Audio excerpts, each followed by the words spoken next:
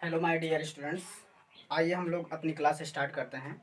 जहाँ से हमने पिछली वीडियो ब्रेक किया था वहीं से हम लोग नेक्स्ट टॉपिक स्टार्ट करते हैं। मैंने टाइम मेंटेनेंस कल पढ़ाया था, कल वाली वीडियो में आपने उसे अगर देखा होगा तो ठीक है, नहीं देखा होगा तो आप देख लीजिएगा। आज हम उसी टॉपिक को आगे बढ़ाते हुए चल रहे हैं, प्रेजेंट इंडेफिनिट टेंस पढ़ते हैं। ठीक है, तो आइए हम लोग आज पढ़ते हैं प्रेजेंट इंडेफिनिट टेंस। जैसा कि मैंने पहली वीडियो में ही बता दिया था टाइम एंड टेंस पार्ट 1 में कि इंडेफिनिट टेंस क्या होता है। इंडेफिनिट टेंस का मतलब होता है regular action, frequent action, permanent action. Regular यानी रिपीटिंग एक्शन, जो काम बार बार होता है, रिपीटिंग एक्शन होता है, उसे इंडेफिनिट टेंस के अंतर्गत रखते हैं। इंडेफिनिट टेंस का मतलब ये नहीं केवल प्रेजेंट इंडेफिनिट की बात कर रहा हूँ मैं, वो कोई भी इंडेफिनिट हो। रेगुलर एक्शन जो होता है वो इंडेफिनिट टेंस होता है, रिपीटिंग एक्शन जितने होते हैं इंडेफिनिट टेंस के अंतर्गत रखे जाते हैं। क्लियर हुआ? अब हम लोग इसकी हेल्पिंग वर्ब के बारे में भी पढ़ चुके थे, लेकिन फिर भी हम एक बार बता दे रहे हैं इसकी हेल्पिंग वर्ब क्या होती है। तो प्रेजेंट इंडेफिनिट टेंस की जो हेल्पिंग वर्ब होती है बच्चे, helping verb, helping verb, present indefinite की हेल्पिंग वर्ब जो होती है डू और डज होती है। ठीक है, प्रेजेंट इंडेफिनिट टेंस की जो हेल्पिंग वर्ब होती है डू और डज होती है। और डू का यूज हम प्लूरल सब्जेक्ट के साथ करते हैं, प्लूरल नाउन के साथ करते हैं। जैसे इसके अंतर्गत आई, वी, यू या दे। ठीक है, डू का यूज हम प्लूरल सब्जेक्ट के साथ करते हैं, आई, वी, यू, दे या कोई भी प्लूरल नाउन हो। डज का यूज हम सिंगुलर नाउन के साथ करते हैं, सिंगुलर नाउन या प्रोनाउन हो, जैसे ही, सी, इट या किसी का क्या हो, नाम। ठीक है, इनके साथ हम किसका, डज का यूज करते हैं। ठीक है, बट एक बात याद रखना कि don't use helping verb in affirmative sentences, in affirmative sentences. Don't use helping verb in affirmative sentence, यानी अफर्मेटिव सेंटेंस में हेल्पिंग वर्ब डू और डज का यूज नहीं किया जाता है। ठीक है, प्रेजेंट इंडेफिनिट टेंस के अफर्मेटिव सेंटेंस में हेल्पिंग वर्ब का यूज नहीं किया जाता है। फिर क्या किया जाता है आगे देखते हैं। आप लोग स्क्रीनशॉट ले लीजिएगा, लिखते रहेगा, हम इरेज करते रहते हैं। ठीक है, देखिए, don't use helping verb in affirmative sentences. Affirmative sentences में हेल्पिंग वर्ब का यूज नहीं करते हैं। तो हेल्पिंग वर्ब, अगर अफर्मेटिव सेंटेंस में हेल्पिंग वर्ब का यूज नहीं करते तो क्या करते हैं, in affirmative sentences, 2 point, in affirmative sentences, in affirmative sentences use S और ES with main verb, with main verb, with singular subjects, with singular subjects. ठीक है, अफर्मेटिव सेंटेंस में हेल्पिंग वर्ब का यूज नहीं करेंगे। अफर्मेटिव सेंटेंसेस में main verb में S या ईएस का यूज करेंगे, लेकिन सिंगुलर सब्जेक्ट के साथ, सिंगुलर सब्जेक्ट के साथ मेन वर्ब में एस या ईएस का यूज करते हैं। ईएस का यूज कब करते हैं बच्चे, अगर मेन वर्ब के लास्ट में double S, S H, C H, X और ओ आ जाता है तो हम ईएस का यूज करते हैं। क्लियर हुआ? इतनी बातें क्लियर हो गई होंगी। ठीक बच्चे, आगे चलते हैं।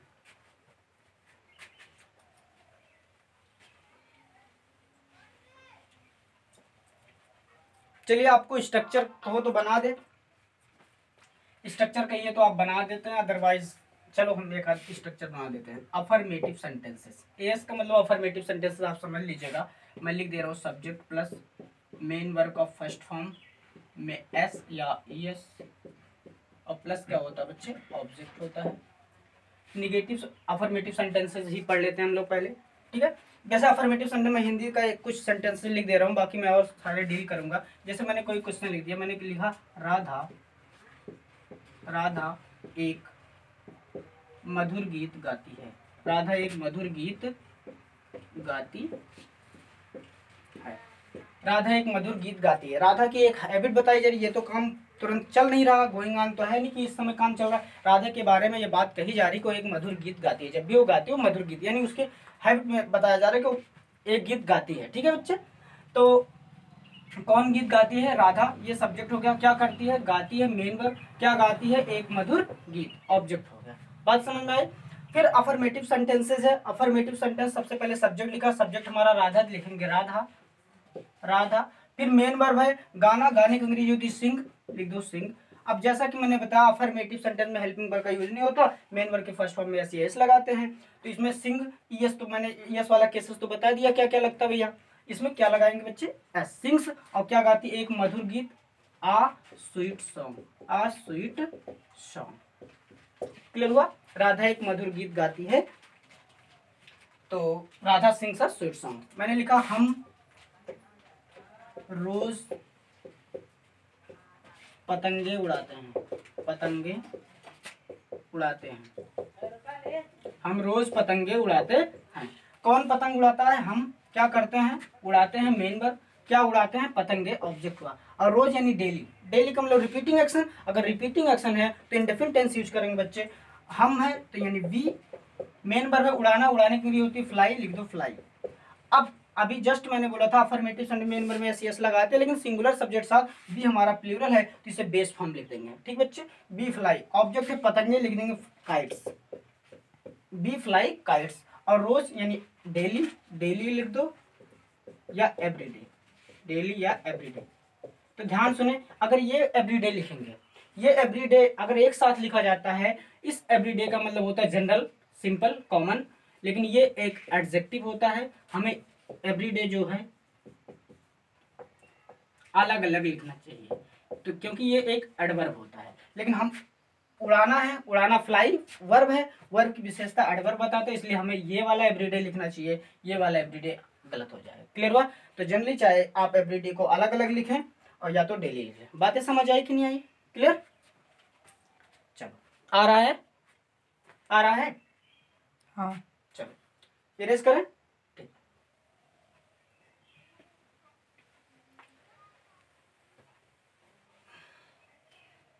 तो अफर्मेटिव सेंटेंस बच्चे समझ में आ गए होंगे। मैं नेगेटिव लिखता हूँ क्योंकि ये सारे एग्जाम्पल छोटे छोटे आप कर लेना, ठीक है। मैं नेगेटिव बता रहा हूँ, ठीक बच्चे। नेगेटिव सेंटेंसेस, सब्जेक्ट प्लस, अब नेगेटिव सेंटेंस तो हेल्पिंग वर्ब यूज करेंगे बच्चे, do does plus not plus main verb का फर्स्ट फॉर्म यानी बेस फॉर्म प्लस ऑब्जेक्ट, ठीक बच्चे।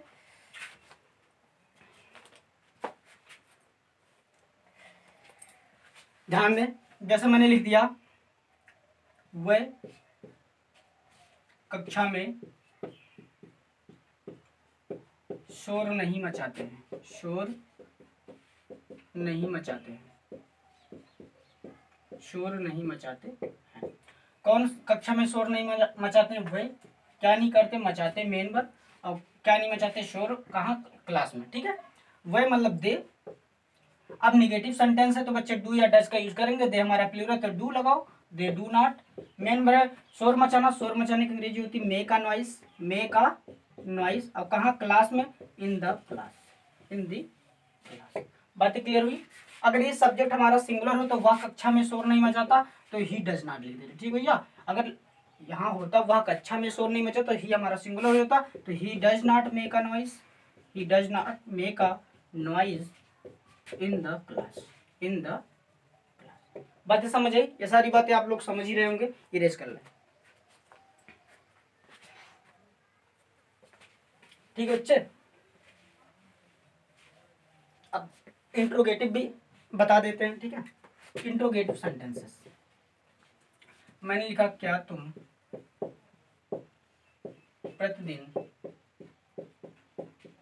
क्या तुम प्रतिदिन विद्यालय जाते हो, क्या तुम प्रतिदिन विद्यालय जाते हो, क्वेश्चन मार्क, ठीक है। क्या तुम प्रतिदिन विद्यालय जाते हो, प्रतिदिन यानी डेली, डेली यानी रिपीटिंग एक्शन, और रिपीटिंग एक्शन होता है तो भैया इंडेफिनिट टेंस, ठीक है। कौन प्रतिदिन स्कूल जाता है, तुम क्या करते हो, जाते हो, और कहाँ जाते हो, विद्यालय, और कब, प्रतिदिन। इंट्रोगेटिव सेंटेंस है, इंट्रोगेटिव सेंटेंस का स्ट्रक्चर मैं यहाँ बना दे रहा हूँ बच्चे। पहले डू डज, हेल्पिंग वर्ब को पहले कर लेते हैं, do does plus subject plus main verb का फर्स्ट फॉर्म, और प्लस क्या होता है बच्चे, ऑब्जेक्ट, और प्लस क्वेश्चन। ध्यान रहे क्वेश्चन मार्क जरूर यूज करें, ठीक है। अभी हेल्पिंग वर्ब मतलब सब्जेक्ट हमारा तुम यानी यू, यू के साथ हेल्पिंग वर्ब इसका यूज करते हैं बच्चे डू का, उसके बाद लिखेंगे subject you, do you. Main verb है जाना, जाने के लिए गो, और कहाँ जाना, to school, go to school, go to school. तो याद रखिए गो हमारा इंट्रांसिटिव वर्ब होता है, इसलिए प्रीपोजिशन टू, ठीक है। डायरेक्शन शो करने के लिए प्रीपोजिशन टू का यूज कर लेंगे, ठीक है। तो do you go to school, go हमारा इंट्रांसिटिव वर्ब। अच्छा अब आप समझ ही लेते हैं थोड़ा सा, अगर ध्यान दें, मैंने लिखा क्या तुम सत्य, क्या तुम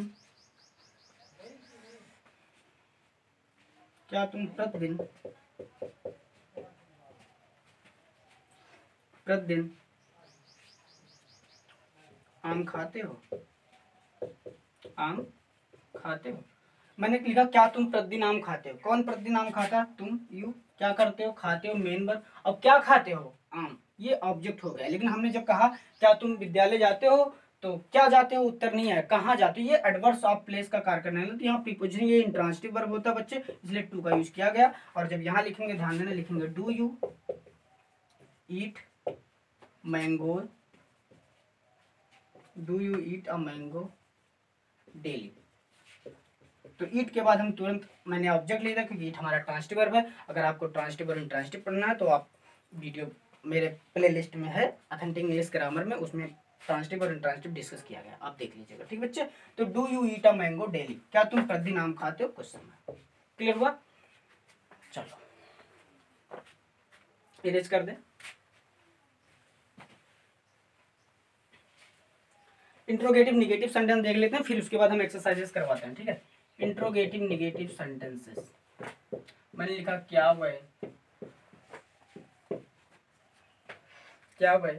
एक मधुर गीत, क्या वह एक मधुर गीत नहीं गाते हैं, क्या वह एक मधुर गीत नहीं गाते हैं, क्वेश्चन मार्क लगा। ठीक है, इंट्रोगेटिव निगेटिव का वही है, helping verb do does plus subject, उसके बाद हम लिख देंगे इसमें केवल नॉट प्लस मेन वर्ब का first form plus object plus question mark. ठीक है, सब्जेक्ट हमारा वह है, कौन मधुर गीत नहीं गाते, वह क्या नहीं करते हैं, गाते हैं, मेन वर्ब क्या नहीं गाते हैं, एक मधुर गीत। सब्जेक्ट हमारा वह लिखेंगे डू, उसके बाद सब्जेक्ट हमारा दे लिखेंगे डू दे, नाट है नाट, मेन वर्ब है गाने, गाने का इंग्लिश होती है सिंग, ऑब्जेक्ट है एक मधुर गीत, लिखेंगे आ स्वीट सॉन्ग, आ स्वीट सॉन्ग क्वेश्चन। ये इंट्रोगेटिव निगेटिव होता है। बड़ी गर्मी है,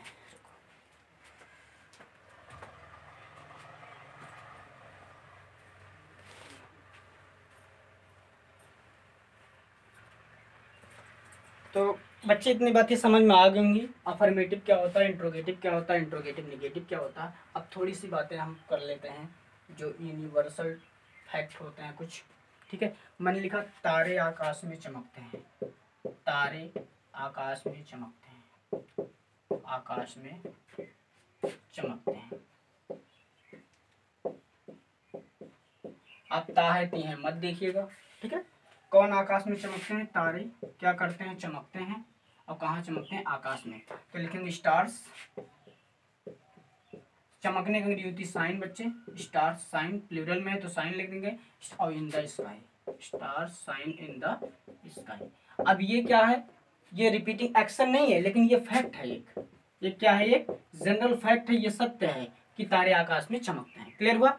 एक आप जानते हैं पृथ्वी सूर्य का चक्कर लगाती है, द अर्थ, हिंदी नहीं लिख रहा हूं बच्चे, पृथ्वी सूर्य का चक्कर लगाती है, द अर्थ मूव्स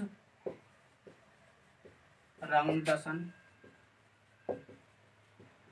तो ये भी फैक्ट है, जनरल ट्रूथ है, ये ट्रूथ है।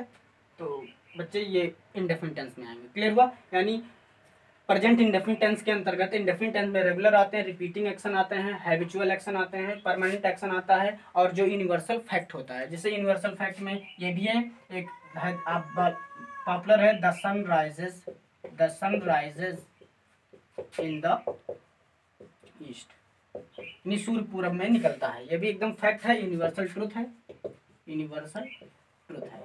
तो याद रखना, यूनिवर्सल ट्रूथ है, कोई फैक्ट है। ठीक है, कोई प्रोवर्ब है, कोई कहावत है। जैसे आप जानते हैं, मैंने लिखा शहद मीठी होती है, मैंने लिख दिया, हिंदी लिख दे रहा हूँ, शहद मीठी होती है, शहद मीठी होती है। तो शहद यानी honey is sweet, honey is sweet, ये भी एक फैक्ट है।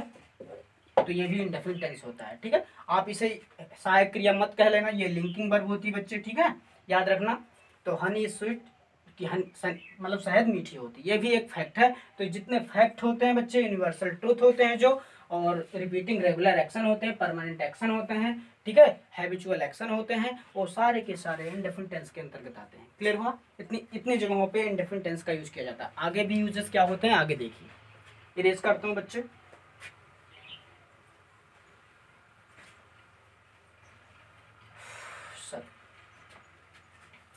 एक जनरल फैक्ट एक जान लो, जैसे पानी जो है 100 डिग्री सेंटीग्रेड पर उबलता है, तो मैंने लिखा water is boiling at 100 degree centigrade. मैंने एक क्वेश्चन लिखा water is boiling at 100 degree centigrade. अब मैंने लिखा पानी जो है 100 डिग्री सेल्सियस पर उबल रहा है, लेकिन ये एक फैक्ट है, ये हमेशा सत्य कि 100 डिग्री सेल्सियस पर पानी उबलता है, तो नॉट कॉन्टिन्यूअस। इसे इंडेफिनिट टेंस में यूज करो, लिखो water boils at 100 degree centigrade. Clear? तो ये बातें समझ में क्लियर? Yes sir. ठीक।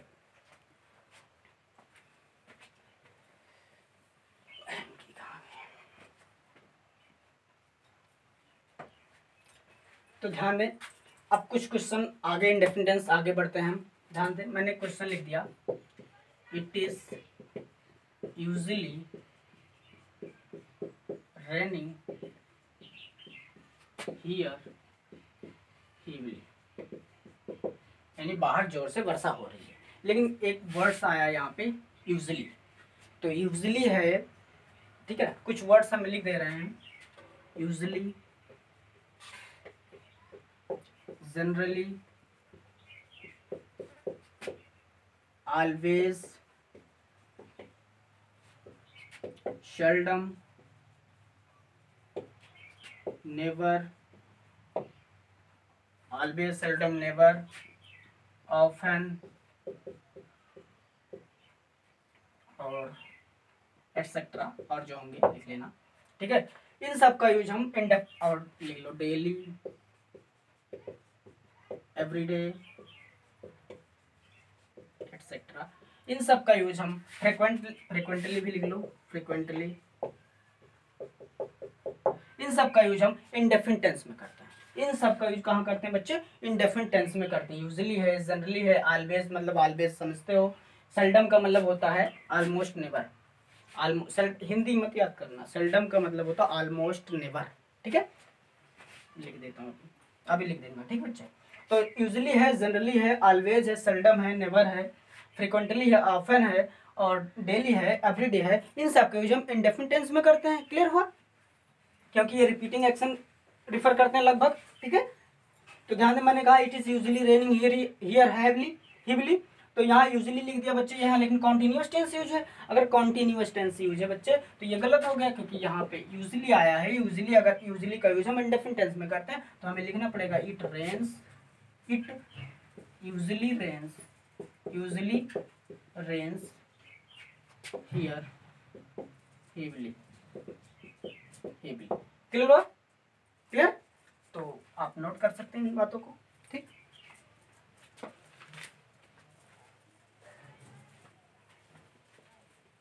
आप नोट कर लेंगे, ठीक है। टेस्ट करता हूँ।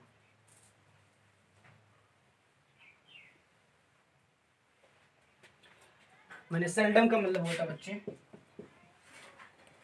सेल्डम का मतलब होता ऑलमोस्ट नेवर, ऑलमोस्ट नेवर, कभी कभार।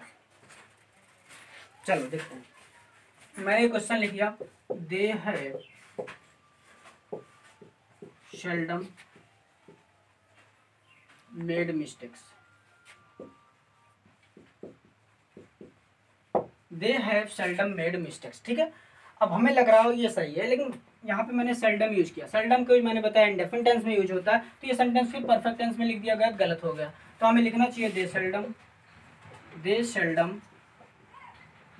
हो सकता है आप लोगों को ट्रैक्टर की आवाज़ सुनाई दे रही है, गाँव में आया हूँ तो गाँव में ट्रैक्टर मिट्टी वगैरह ढुलाई हो रही है, तो हो सकता सुनाई दे रहा हूँ। कोई बात नहीं सर। दे सेल्डम मेक मिस्टेक्स, दे सेल्डम मेक मिस्टेक्स, ठीक बच्चे। इतनी बातें समझ आई? ठीक है, नोट कर लें।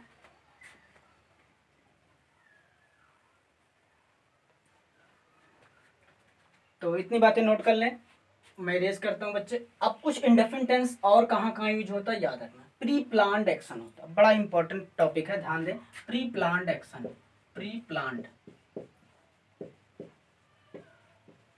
एक्शन, जो पहले से सुनियोजित कार्यक्रम हो, पहले से ही अगर ये पता है कि काम अब होगा, तब हम जो प्री प्लान्ड एक्शन, भले वो फ्यूचर के एक्शन होते हैं, लेकिन जो है प्री प्लान्ड एक्शन को हम इंडेफिनिट टेंस में ही लिखते हैं। क्लियर हो बच्चे? जैसे मैंने लिख दिया, कल मुख्यमंत्री यहाँ आएंगे, कल मुख्यमंत्री यहाँ आएंगे। ठीक बच्चे? अब आप लोगों को लग रहा है ये फ्यूचर है, वास्तव में ये फ्यूचर का एक्शन है, बट ये प्री प्लान्ड है। मुख्यमंत्री आते हैं तो पहले से व्यवस्थाएं की जाती हैं, तो प्री प्लान्ड है। अगर प्री प्लान्ड है तो उसे हम फिर इंडेफिनिट टेंस में ही लिखेंगे। तो कौन आएगा यहाँ भैया? मुख्यमंत्री सब्जेक्ट है, क्या करेंगे? आएंगे, कहाँ आएंगे? यहाँ, और कल। ठीक है, मुख्यमंत्री यानी the chief minister, the chief minister, the chief minister come, तो कम्स हो जाएगा बच्चे, कम्स हियर, और कल मतलब टुमारो। बात समझ में? ये प्री प्लान्ड एक्शन है। अगर प्री प्लान्ड एक्शन है बच्चे, तो हम इसे किस में करेंगे भैया? इंडेफिनिट टेंस के अंतर्गत करेंगे। क्लियर हुआ? बात समझ आई? ठीक, नोट कर लें, इरेज कर दें। Yes sir. आगे देखो, जैसे मैंने कहा, वह कल, वह अगले रविवार, वह अगले रविवार लंदन के लिए रवाना होगी, रवाना होगी। रवाना यानी प्रस्थान करेगी, आप लिख लो, अगर खाना लग रहा होगा, चलो प्रस्थान करेंगे। लंदन के लिए प्रस्थान करेगी, लंदन के लिए प्रस्थान करेगी। ठीक है, अब मैंने लिखा वह अगले रविवार लंदन के लिए प्रस्थान करेगी। अब हमें लग रहा है ये भी फ्यूचर का है, वास्तव में फ्यूचर का है, लेकिन ये प्री प्लान्ड है। वह अगले रविवार को लंदन जाएगी, लंदन जाने के लिए उसे प्री प्लान्ड है। ये तो प्री प्लान्ड है, तो इसे इंडेफिनिट टेंस के अंतर्गत लिख लो बच्चे। कौन जाएगी? वह क्या करेगी? प्रस्थान करेगी, मेन वर्ब, और कहाँ के लिए? लंदन के लिए, और कब? अगले रविवार को। वह, ये फेमिनिन जेंडर है यानी शी। ठीक है, क्या करेगी? प्रस्थान करेगी। प्रस्थान मतलब लीव फार, लीव, तो लीव्स हो जाएगा बच्चे, सी सिंगुलर है, तो सी लीव्स फार, और कहाँ? लंदन के लिए। ठीक है, सी लीव्स फार लंदन, और अगले रविवार लिख देंगे नेक्स्ट संडे, नेक्स्ट संडे। तो बातें याद रखना बच्चे, जो प्री प्लान्ड एक्शन होता है वो भी हमारा इंडेफिनिट टेंस के अंतर्गत लिखा जाता है। बातें समझ आई? इरेज कर। ठीक है, नोट कर लें।